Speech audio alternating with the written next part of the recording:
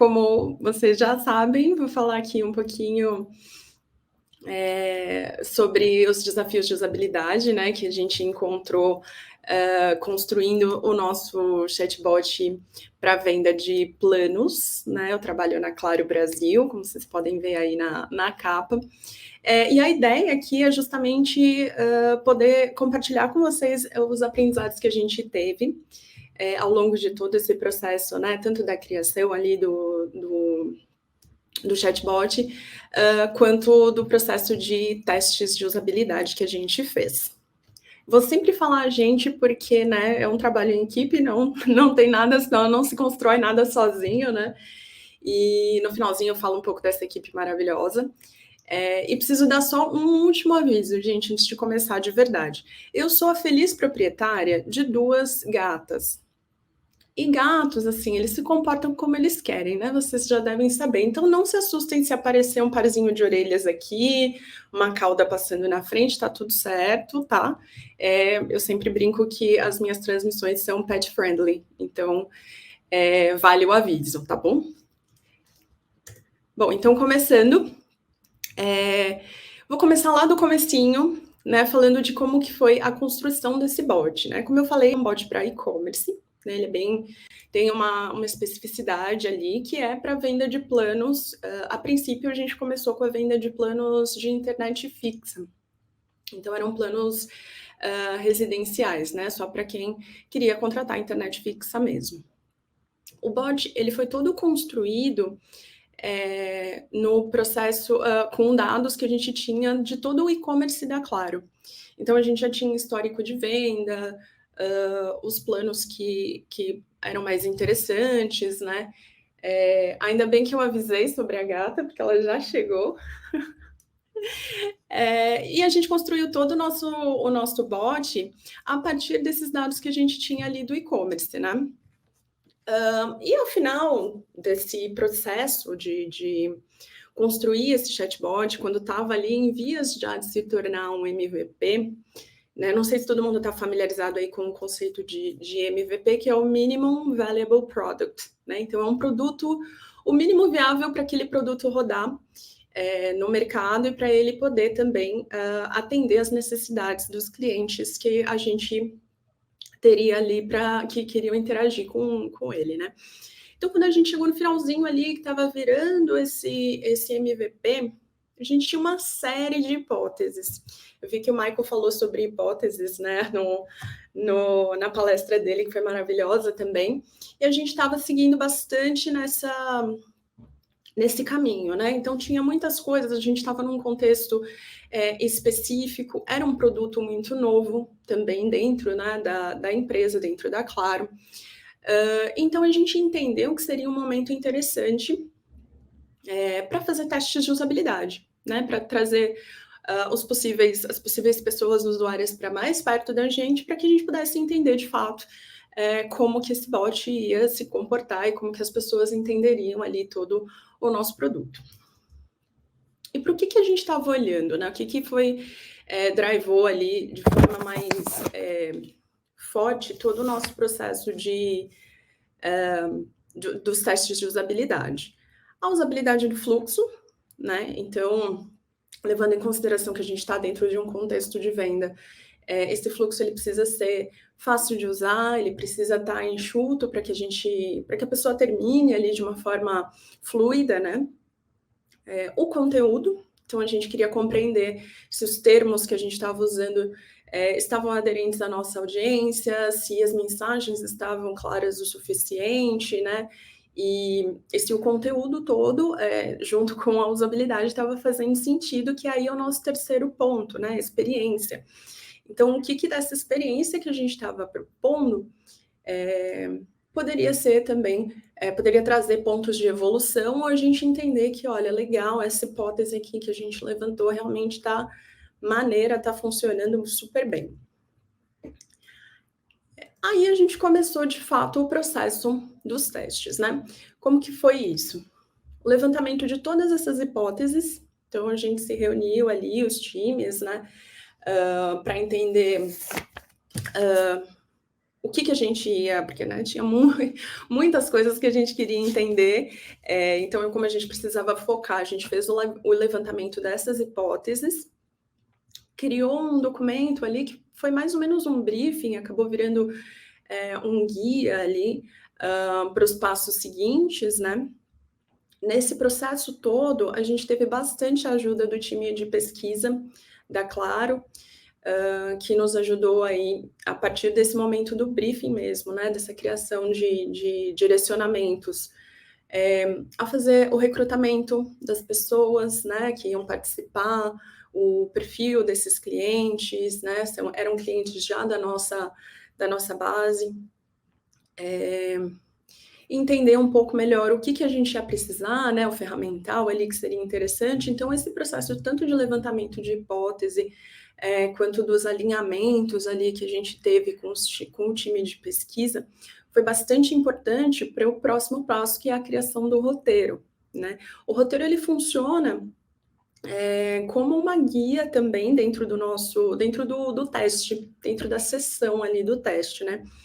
Então, esse roteiro é o que vai direcionar bastante a pessoa que vai fazer a mediação, para que ela se mantenha dentro do tempo, do time box ali que foi planejado, né, a gente tinha entre 45 minutos, 1 hora ali com as pessoas participantes, né, para também não estourar muito daquele tempo, porque, né, a gente estava lidando com pessoas de verdade, né, e depois disso a gente partiu de fato, né, fazendo todos os alinhamentos ali de, qual era o fluxo, aonde dentro daquele fluxo as hipóteses que a gente estava tratando, elas iam fazer sentido, e precisavam de fato ter um pouco mais de atenção em relação a isso quando a pessoa participante estivesse interagindo.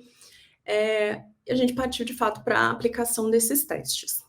Aqui a gente fez de uma forma um pouco, artesanal, digamos assim. A gente não trabalhou com protótipos, a gente não tinha um protótipo do nosso fluxo, então a gente teve, um robozinho fake, né, chamado Ana Portillo, só o robô era fake, a Ana é uma pessoa de verdade, é uma UXer maravilhosa, que foi quem fez as vezes ali do robô, para que a gente pudesse fazer os testes. Embora, né, a gente tenha, feito dessa forma um pouco mais artesanal, não teve nenhuma perda em relação à interação, né, nem o tempo de mensagem, as pessoas não perceberam de fato que elas estavam falando com uma pessoa simulando um bot, para elas era um bot mesmo. Então a Aninha aí, a gente brincou até com isso ontem, a Aninha passou no teste de Turing, né. E depois da aplicação dos testes, a gente seguiu para análises. Então, como a gente sempre tinha uma pessoa do time observando toda essa interação, além de ter também as pessoas mediadoras, né, parceiras que estavam olhando todos esses detalhes, a gente fez uma grande reunião, que funcionou meio como um debriefing, né, de todo o processo que a gente tinha feito, e aí a gente partiu para análises de, olha, realmente esses pontos convergiram, então aqui a gente tem, uma atenção um pouco maior, aqui a gente, validou que, pô, tá funcionando super bem, bacana, podemos continuar dessa forma. E aí a partir dessas análises a gente também fez algumas pequenas reformulações ali dentro, do nosso MVP, né. E aí aqui eu trouxe uma única hipótese, né, porque não ia dar para tratar de todas, uma hipótese que a gente tinha em relação à apresentação dos nossos planos. Como a gente estava num contexto um pouco diferente, e os planos a gente acaba mostrando ali bem no princípio, né, dessa interação, a gente ficou com um pouco de receio de mandar muitas, informações, muitas mensagens de uma só vez. Primeiro porque, de novo, né, a gente estava num contexto de compra, então talvez isso assustasse um pouco o nosso cliente, o nosso potencial cliente, né, com a quantidade de informações que receberiam. Segundo, porque naquele momento, como a gente estava trabalhando ainda com um MVP, a gente não conseguia, alterar ali o tempo de envio dessas mensagens. E aí a gente levantou essa hipótese de que se a gente tivesse tudo numa única mensagem, talvez fosse um pouco mais interessante para esse contexto. Até burlando aí uma boa prática, né? Porque a gente sabe que o ideal é sempre dar uma quebradinha quando tem informações um pouco maiores, né? E mesmo assim a gente falou, bom, beleza, temos essa hipótese, será que a gente vai validar ou não? E aí o que aconteceu de verdade? A gente descobriu, né, que boa prática não é boa prática à toa. As pessoas trouxeram ali uma certa dificuldade de leitura, de um bloco de texto um pouco maior, e a partir desses insights a gente foi também fazendo ajustes, né, como eu tinha comentado. E aí, alguns desses ajustes, os 2 principais foram, como vocês puderam ver de uma imagem para outra, quebrar todas essas informações, né.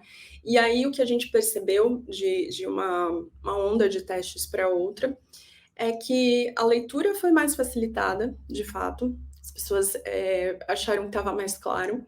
Elas perceberam que quando as mensagens chegavam, elas estavam falando de planos diferentes, então de serviços diferentes, né? Isso também é bem interessante. E aqui a parte de para ver outras informações, né? Também ficou um pouco mais clara para essas pessoas que estavam participando do nosso teste. Então, de novo, né? Boa prática não é boa prática à toa, então vale bastante a gente rodar essa informação o quanto for. E um outro ponto também que a gente acabou acrescentando nessa versão da segunda onda foi a informação de que da quantidade de dispositivos era a mais adequada dentro de cada plano, de dispositivos conectados ao mesmo tempo. Por que a gente decidiu inserir essa informação? A gente percebeu que as pessoas elas não tinham muita noção da quantidade de mega que elas precisavam dentro do plano delas, e nem quanto elas já tinham dentro de casa. E aí a gente notou, a partir dessas interações e desse comportamento dos clientes, que eles acabavam escolhendo muito mais pelo preço do que, de fato, pelo que ela necessitava. E aí, só de acrescentar essa informação, a gente percebeu que a tomada de decisão nesse momento de compra foi muito mais efetivo. Então, as pessoas liam essa informação de, por exemplo, eu tenho, é ideal para 4 a 6 dispositivos conectados ao mesmo tempo. Ah, legal, 4 a 6, talvez eu precise então de um pouco mais, porque eu moro com mais 3 pessoas e 4 dispositivos é só o notebook mais um celular. E isso foi bem interessante porque passou de fato a dar mais segurança para a pessoa nessa compra que ela estava fazendo com a gente, né? E agora eu trago alguns aprendizados, para além desses que eu já contei, que foram extremamente importantes. Eu acho que esses são os 3 pontos assim, que eu realmente gostaria mais de comentar com todo mundo, que é o primeiro, né? Deixar os benefícios do seu produto ou do seu serviço, né, o mais compreensível possível. E aqui, quando eu falo de benefício, eu falo de valor, né? Qual que é o valor do seu serviço? O que você está entregando que o seu concorrente não entrega quando você está fazendo essa venda via WhatsApp, né? Por que esse tema é tão importante, né? E eu quis compartilhar. Quando a gente fala de valor, né, de valor agregado, a possibilidade desse cliente finalizar aquela compra com a gente é muito maior, né? Porque ele está comprando a partir do valor de fato que ele enxerga naquele produto ou naquele serviço. Do contrário, essa pessoa vai tomar uma decisão simplesmente pelo preço. E aí, qualquer concorrente que ofereça um preço, ainda que a qualidade do serviço ou produto seja menor, vai ganhar, né? Esse cliente que poderia ser seu e com um produto muito mais interessante e muito mais de qualidade. O segundo ponto é forma de pagamento, como eu falei, a gente estava trabalhando com um MVP, então a gente está trabalhando com formas de pagamento, duas formas de pagamento, né? Via boleto e via débito em conta. E o que a gente percebeu desses participantes dos nossos testes, nas duas baterias, é que embora o débito automático seja uma relação bastante interessante, né, de tanto para a empresa, que acaba recebendo ali no momento adequado, né, digamos assim, quanto para o cliente. Porque muitas vezes a taxa de inadimplência dos clientes é relacionada ao esquecimento, né, especialmente de contas de consumo, assim, a pessoa esquece de pagar e tem que pagar multa no próximo, então o débito automático é uma coisa interessante nesse sentido. Mas o que a gente percebeu é que as pessoas têm uma certa resistência, um certo receio mesmo de colocar contas de consumo, porque quando elas fizeram isso, as empresas cobraram valores diferentes dos que foram acordados, ou cada mês era um valor diferente. Então, elas tinham um certo receio de fazer isso, porque elas não sabiam o que elas iam pagar. E aí a gente entra em taxas e preços, né? Aqui foi um ponto bem interessante, porque era muito simples essa informação dentro do nosso chatbot, a gente não imaginava que teria um feedback tão positivo, que a gente informa quais são as taxas e os respectivos valores que aquela pessoa vai pagar, né?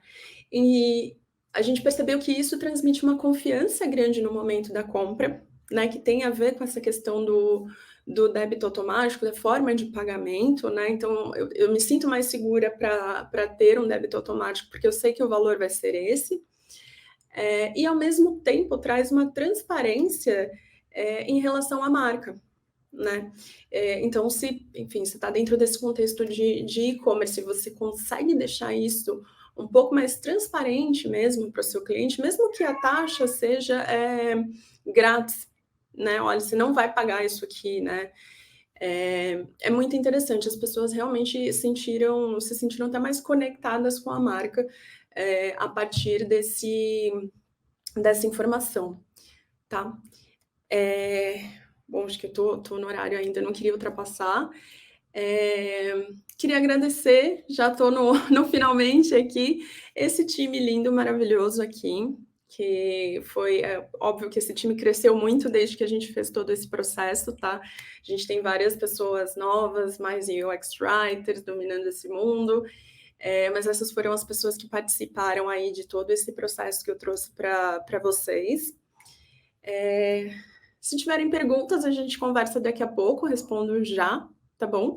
E se vocês quiserem continuar acompanhando aqui alguma outra frente e, enfim, me mandem e-mail, esse é o meu e-mail, vocês podem falar comigo sobre esse processo todo de testes de usabilidade, podem também mandar receitas de bolo, eu gosto bastante, tá bom? É isso, gente.